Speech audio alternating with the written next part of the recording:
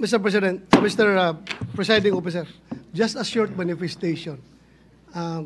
With all due respect to the Presiding Officer, may this humble representation request the Presiding Officer to refer this motion as motion of Senator Bato de la Rosa as amended by Senator Cayetano, because the way you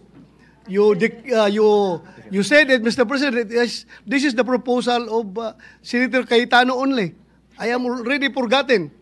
So I just would like to manifest that, please don't forget me, Mr. President.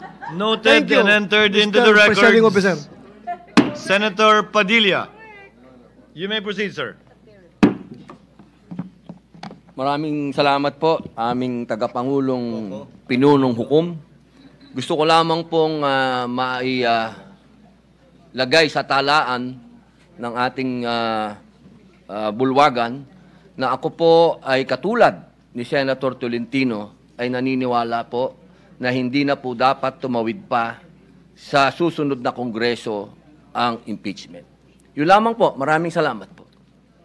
Thank you, Senator Judge Padilla.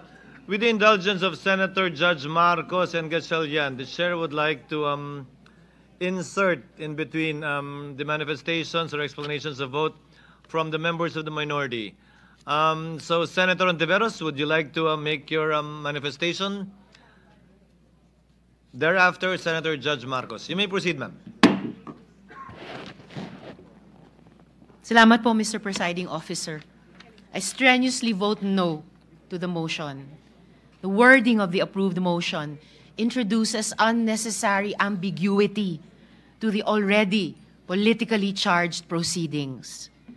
Ang return po ay pagsauli o pagbalik. Sa usapin ng judiciary, nire-remand ang kaso pabalik sa lower court for further proceedings.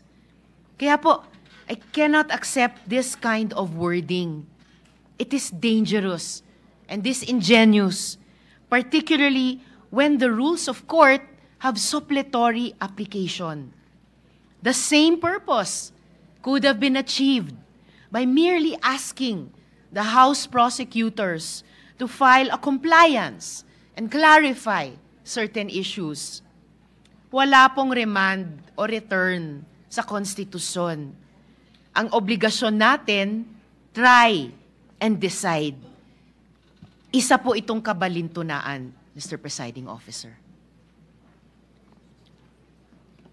Noted and entered into the record. Senator Judge Marcos, you may proceed, ma'am. Yes, maraming salamat sa ating presiding officer. Sang-ayon po ako sa motion ni Senator Judge De La Rosa at Senator Judge Cayetano, basta't maliwanag na ititigil ang proseso hanggat di natutupad ang dalawang kondisyon na sinaad ng ating amendment. Ang sabi, accountability? Accountability ba talaga? May dalawang SKL ako dyan. Una, SKL, share ko lang.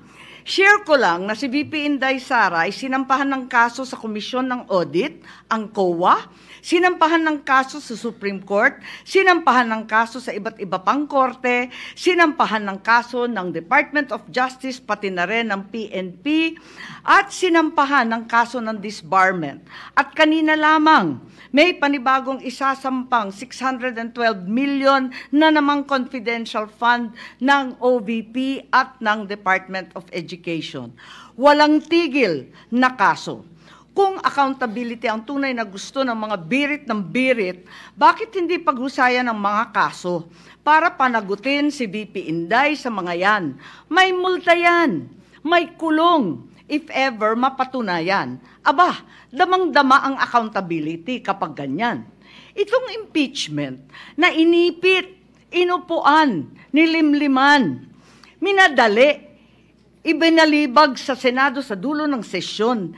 Ito ay ang pinakamaliit na iskinita ng accountability na yan.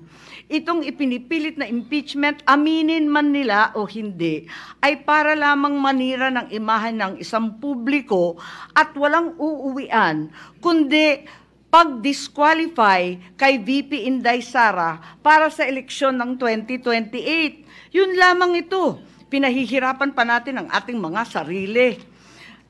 Alam naman nating lahat, tayo at ang sambayanan, hindi accountability ito. Tungkol ito sa pagpigil kay VP Inday Sara para sa 2028. Huwag na tayo mag-production number. Yan ang gustong puntiryahin.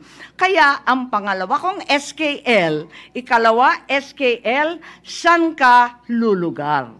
Kapag umuo ka sa pagpatuloy ng impeachment, magpadala ka sa mga ambisyoso ng 2028. Kapag pinadismiss o pinaremand mo naman, sasabihan kang pinoprotektahan mo si Inday.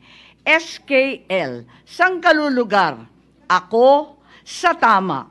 Magpakatotoo tayo, mga kapatid na hukom at senador. Malayo pa ang 2028. Maraming gutom at naghihintay ng serbisyo mula sa Senado. Hindi tanga ang Pilipino. Alam natin ang motibo at tunay na pakay ng mga lulong sa ambisyon at kapangyarihan. Maraming salamat po. Noted and entered into the records.